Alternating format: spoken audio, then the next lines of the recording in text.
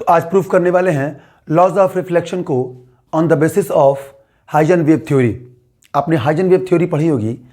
Wave theory जब wave optics start करते हैं तो सबसे पहले आपको हाइजन वेव थ्योरी ही पढ़ाई जाती है। और थोड़ा बहुत आपको याद होगा अगर कि हाइजन वेव थ्योरी बोलती है कि जो सोर्स है, जो आपका प्राइमरली सोर्स है, मेन सोर्स, वो अपने मीडियम में जब ये डिस्टर्बेंस को ट्रेवल कराएगा तो आने वाले अगली बार जो भी सोर्स डिस्टर्ब करेगा, जिससे अगली आगे जैसे ही डिस्टर्बेंस से आगे बढ़ेगा तो मीडियम के पार्टिकल को डिस्टर्ब करेगा।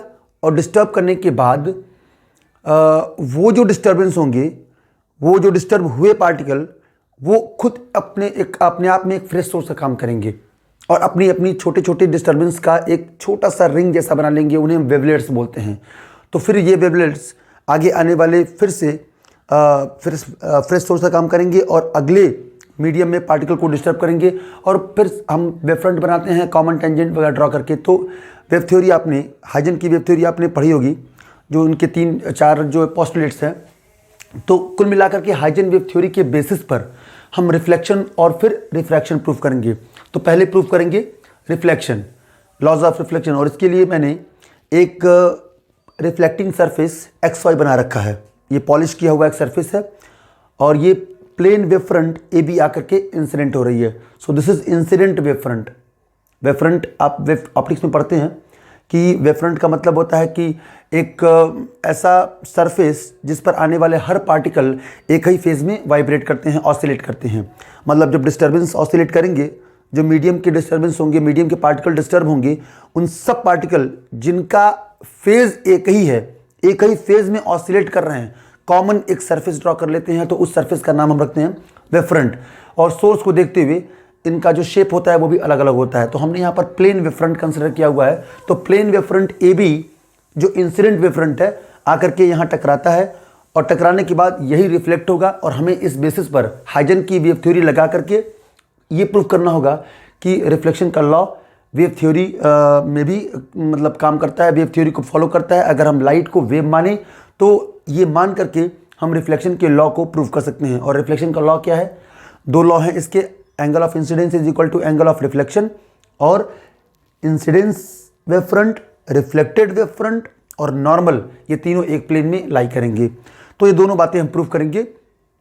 तो उसके लिए एक AB जो प्लेन वेव फ्रंट है वो दिखाया हुआ है और ये wave front incident wave front है, आकर के इस पॉलिश सरफेस से, जो ये रिफ्लेक्टिंग सरफेस है, इससे आके टकराता है।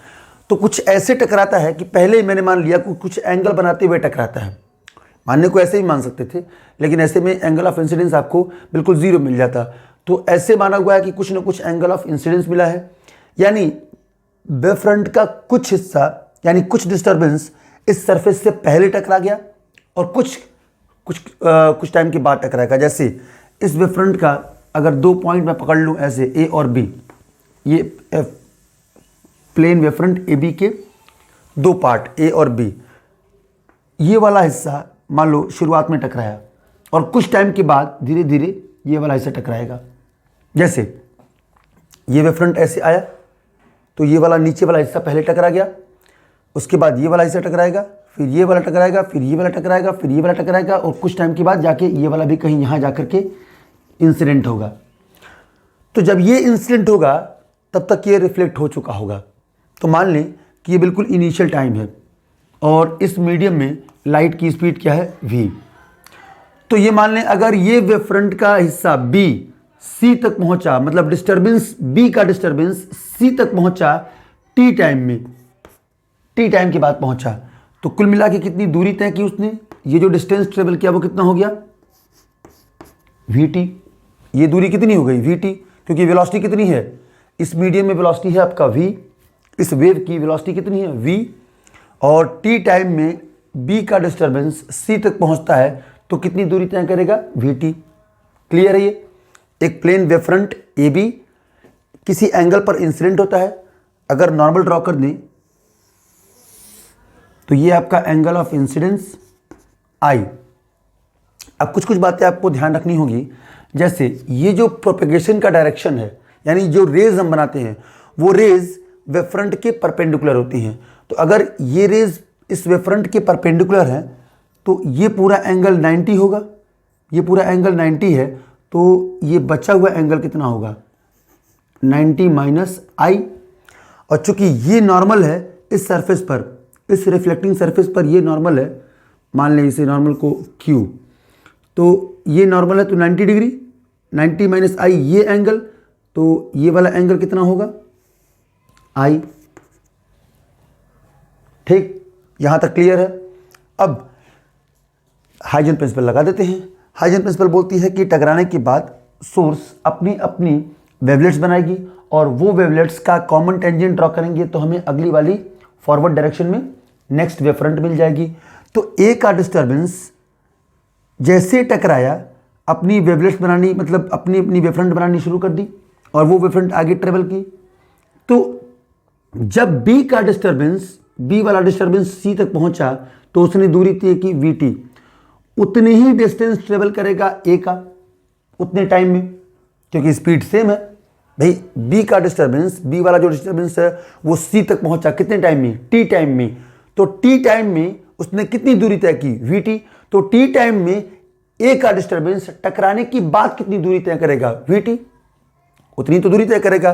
तो चूंकि ये लीनियर डिस्टेंस नहीं होगा और ना नीचे जा सकता है, तो हम ये मान सकते हैं कि अगर ये डिस्टर्बेंस, ए का डिस्टर्बेंस यहाँ वाला ऐसे अपनी वेव फ्रंट बनाते बनाते ऐसे आगे बढ़ा होगा, तो कहीं ये वाला ये रेडियस कितना होगा वी टी, इसी रेडियस का एक सेमी सर्कल बना लेगा। पूरा सर्कल तो बना नहीं पाएगा, सेमी सर्कल बनाएगा।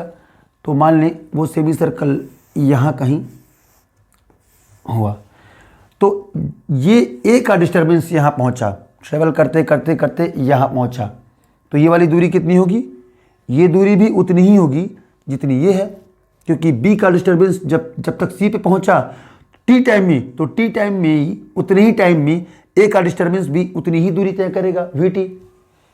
तो अब वेव फ्रंट बनाने का तरीका क्या होता है कि बी का डिस्टर्बेंस जब यहाँ पहुंचा होगा ऐसे, तो ए का डिस्टर्बेंस यहाँ पहुंच गया, इन दोनों का ही हम कॉमन टेंजेंट ड्रॉ कर लें। यहाँ से ऐसे बनाता हूँ मैं, ये ऐसे रहा होगा, तो ये ऐसे, ठीक। तो ये वाला हो गया आपका नेक्स्ट वेव फ्रंट। इस ये मोटा हो गया, थोड़ा सा मैं इसको पतला बना देता हूँ।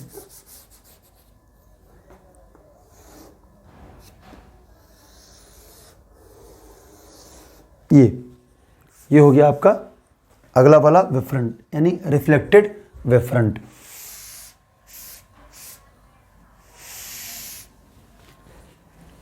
ये आपका हो गया रिफ्लेक्टेड वेव फ्रंट।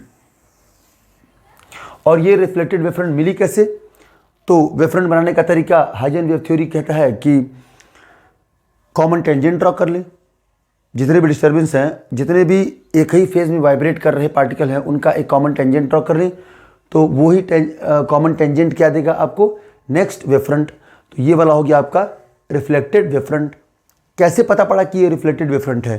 क्योंकि ये वाली भी रिफ्लेक्ट होकर के गई है और जस्ट ये वाली भी जो इंसिडेंट हुई है यहाँ पर, ये भी रिफ्लेक्ट होगी। तो दोनों का हमने क्या कर लिया, कॉमन टेंजेंट ड्रॉ कर लिया। भाई बी का डिस्टर्बेंस सी पे पहुंचा, तब तक ए का डिस्टर्बेंस यहाँ पहुंच चुका था और उसने भी उतने बड़े रेडियस का सेमी सर्कल बना दिया था जितने डिस्टेंस इसने ट्रेवल की। इसने कितनी ट्रेवल की, वी टी।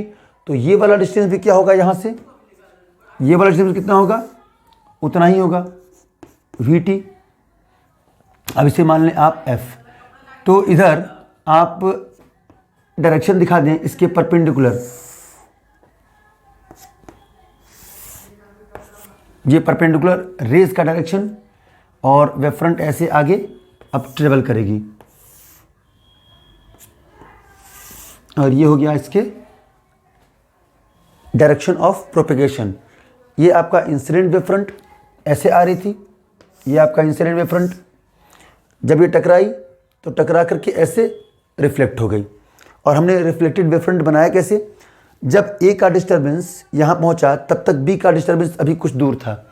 जब बी का डिस्टर्बेंस सी पे पहुँचा तो ए का डिस्टर्बेंस कहाँ रहा होगा, तो इसने भी उतनी ही दूरी तय की होगी, ए के डिस्टर्बेंस ने भी उतनी ही दूरी तय की होगी जितना ये वाला दूरी है।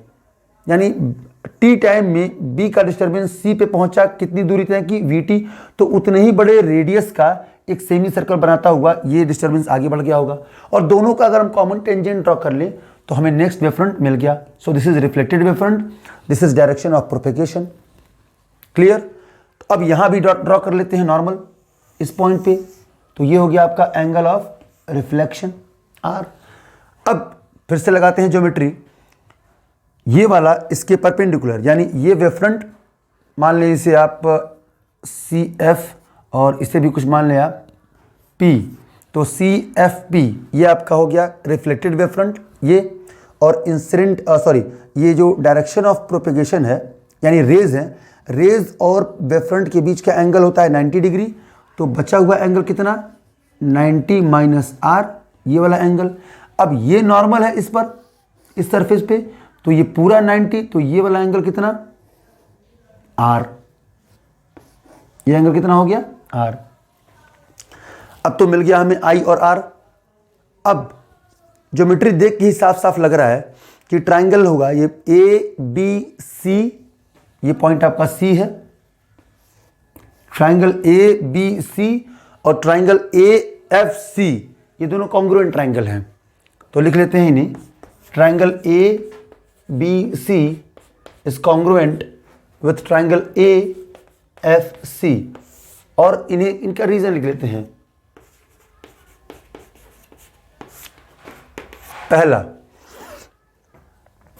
ध्यान से देखो, ये वाला आपका एंगल कितना है 90, ये एंगल कितना है 90 डिग्री, ए बी सी में ये एंगल आपका हो जाएगा 90 डिग्री, क्योंकि ये है आपका डायरेक्शन ऑफ प्रोपेगेशन और ये आपका वेव फ्रंट, तो इसमें ये एंगल 90 और इसमें ये वाला एंगल 90, क्योंकि ये है इसका डायरेक्शन ऑफ प्रोपेगेशन और ये आपका वेव फ्रंट, तो ये दोनों एंगल बराबर हुए आपस में।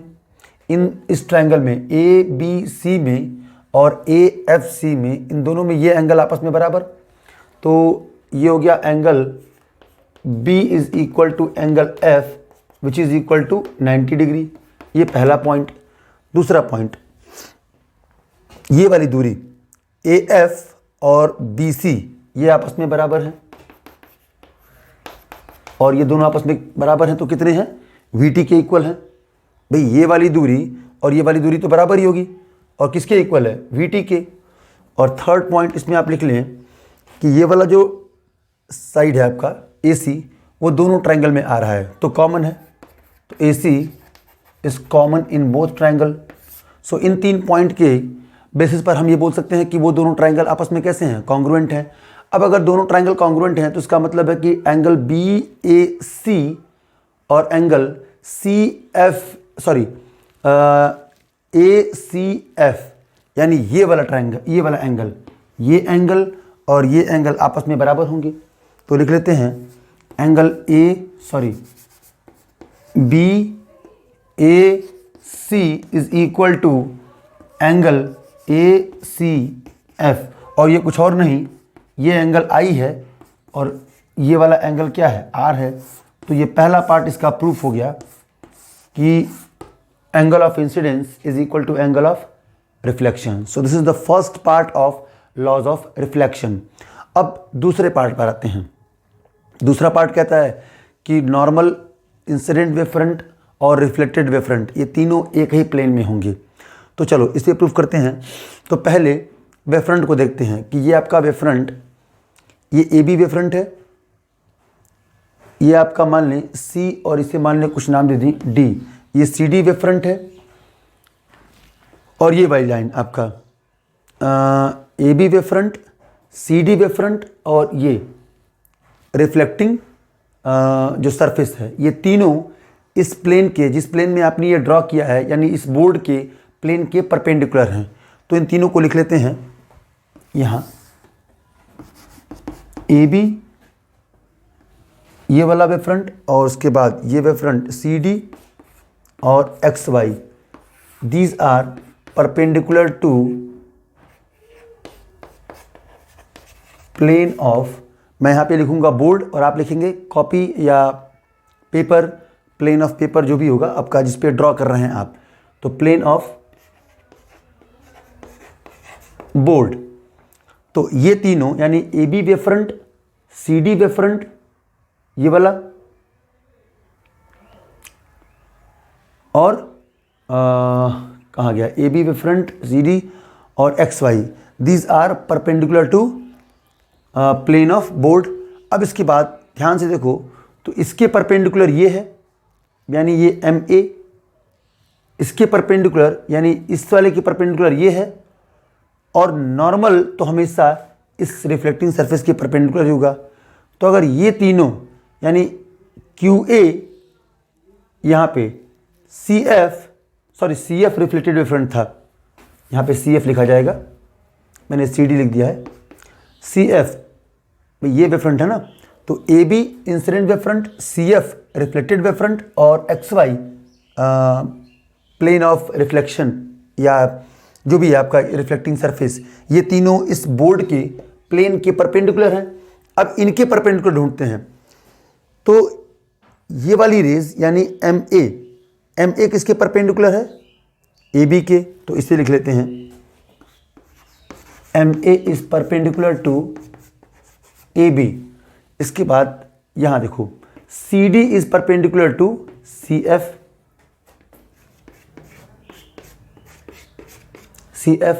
और Q A is perpendicular to X Y.